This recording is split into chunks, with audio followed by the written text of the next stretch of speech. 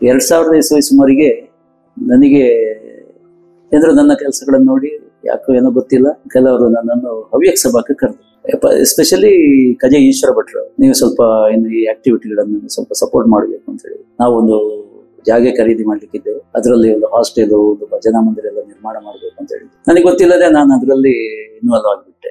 ಅವತ್ತಿಂದ ಇವತ್ತಿನವರೆಗೂ ಅದನ್ನು ಬಿಡ್ಲಿಲ್ಲ. ನನ್ನ ಫ್ರೀ ಹೆಚ್ಚಿನ ಟೈಮನ್ನು ಅದು ತಗೊಳ್ತಾ ಇದ್ದೆ. ಅಲ್ಲಿ ಒಂದೊಂದೇ ದೇವಸ್ಥಾನ ಕಟ್ಟಿದ್ದು, ಗಣಪತಿ ದೇವಸ್ಥಾನ ಆಯ್ತು, ಹಾಸ್ಟೆಲ್ ಆಯ್ತು, ಸಭಾಭವನ ಆಯ್ತು.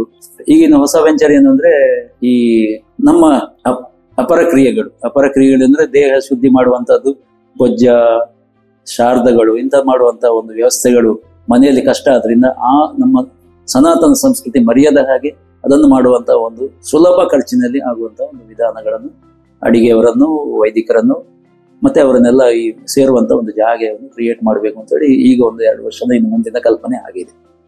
ಅದು ಒಂದು ನನ್ನ ಸಮಾಜಕ್ಕೆ, ಅಂದ್ರೆ ನಾನು ಹುಟ್ಟಿದ ಹವ್ಯಕ ಸಮಾಜಕ್ಕೆ ನನ್ನ ಸೇವೆ. ಅದರೊಟ್ಟಿಗೆ ಜನರಿಗೂ ಎಲ್ಲರಿಗೂ ಆ ಹವ್ಯಕ ಸಮಾಜದಲ್ಲಿ ಎಲ್ಲ ಬ್ರಾಹ್ಮಣರನ್ನು, ಎಲ್ಲ ನಮ್ಮ ಹಿಂದೂ ವರ್ಗಗಳನ್ನು ಜೊತೆಗೆ ತಗೊಂಡು ನಾವು ಆ ಸಭಾಭವನ ನಿರ್ಮಾಣ ಮಾಡುವಾಗಲಿ, ದೇವಸ್ಥಾನ ನಿರ್ಮಾಣ ಮಾಡುವಾಗಲಿ ಎಲ್ಲರನ್ನೂ ತಗೊಂಡಿದ್ದೇವೆ.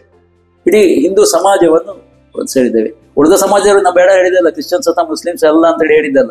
ಆದ್ರೆ ಅವರಿಗೆ ಅದರ ಮೇಲೆ ನಂಬಿಕೆ ಇಲ್ಲದ್ರಿಂದ ಅವ್ರು ಯಾವುದಕ್ಕೆ ಇದು ಮಾಡಿದಾವೆ ಅದಕ್ಕೆ ನಾವು ಹೊಂದಿಕೊಂಡಿದ್ದೇವೆ. ನನಗೆ ಆ ದೇವಸ್ಥಾನದ ಜಾಗ ಪರ್ಚೇಸ್ ಮಾಡಿಸಿ ಮುಸ್ಲಿಂ ಬಾಂಧವರೇ ನನಗೆ ಕೊಟ್ಟದ್ದು. ನಮಗೂ ಬಹಳ ಒಳ್ಳೆಯ ಸಂಬಂಧ ಇದೆ. ಈಗ ನಮ್ಮ ಕಸ್ಟಮರ್ಸ್ ಅಥವಾ ಸಪ್ಲೈಯರ್ಸ್ ಅಲ್ಲಿ ನಾವು ಎಲ್ಲ ಜಾತಿಯವರು ಇದ್ದಾರೆ, ಅದರಲ್ಲಿ ಏನು ಇದು ಇಲ್ಲ, ಹಿಂದೂ ಮಾತ್ರ ಅಂತೇಳಿ ನಾವು ಇದಲ್ಲ. ಆದ್ರೆ ನಾವು ಹಿಂದೂಗಳೇ, ಅದರಲ್ಲಿ ಏನು ವ್ಯತ್ಯಾಸ ಇಲ್ಲ. ಹಾಗೆ ಇನ್ನೊಂದು ಮುಖ ನಂದೇನು ಅಂತ ಹೇಳಿದ್ರೆ, ಸೋಷಿಯಲ್ ಇದಾಗಿ ನಮ್ಮ ಕೈಗಾರಿಕೆ ಮಾಡಲಿಕ್ಕೆ ಪುತ್ತೂರಲ್ಲಿ ಕೈಗಾರಿಕೆಗಳು ಬರಬೇಕು.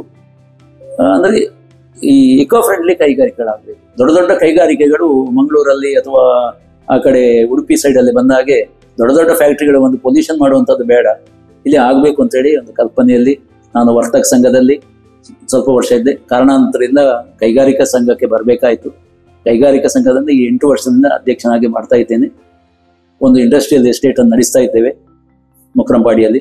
ಇನ್ನೊಂದು ಇಂಡಸ್ಟ್ರಿಯಲ್ ಎಸ್ಟೇಟು ಈಗ 5-6 ವರ್ಷದಿಂದ ಪ್ರಯತ್ನದಿಂದ ಈಗ ಇಲ್ಲಿ ಕೌಡಿಚಾರ್ನ ಹತ್ರ ಒಂದು 19 ಎಕರೆ ಜಾಗೆ ಈ ಕೈಗಾರಿಕೆಗೆ ಗೌರ್ಮೆಂಟ್ನಿಂದ ಅಲಾಟ್ ಆಗಿ ಒಂದು 5 ಎಕರೆ ಅಲಾಟ್ ಆಗಿದೆ, ಉಳಿದ ಇದರಲ್ಲಿ ಇದೆ. ಹೊಸ ಹೊಸ ಕೈಗಾರಿಕೆಗಳು ಬರಬೇಕು. ಪುತ್ತೂರಿನ ಜನರಿಗೆ ಪುತ್ತೂರಲ್ಲೇ ಕೆಲಸ ಸಿಗ್ಬೇಕು. ನಮ್ಮ ಡ್ರೈನ್ ಆಗಬಾರ್ದು. ಪುತ್ತೂರಿನ ಬುದ್ಧಿವಂತ ಮಕ್ಕಳು ಹೊರಗೆ ಹೋಗುವುದಕ್ಕಿಂತ ಪುತ್ತೂರಲ್ಲೇ ಕೈಗಾರಿಕೆಗಳನ್ನು ಮಾಡಬೇಕು ಅಂತ ಹೇಳೋ ಒಂದು ಉದ್ದೇಶದಿಂದ ನಾವು ತೊಡಗಿಸಿಕೊಂಡಿದ್ದೇವೆ.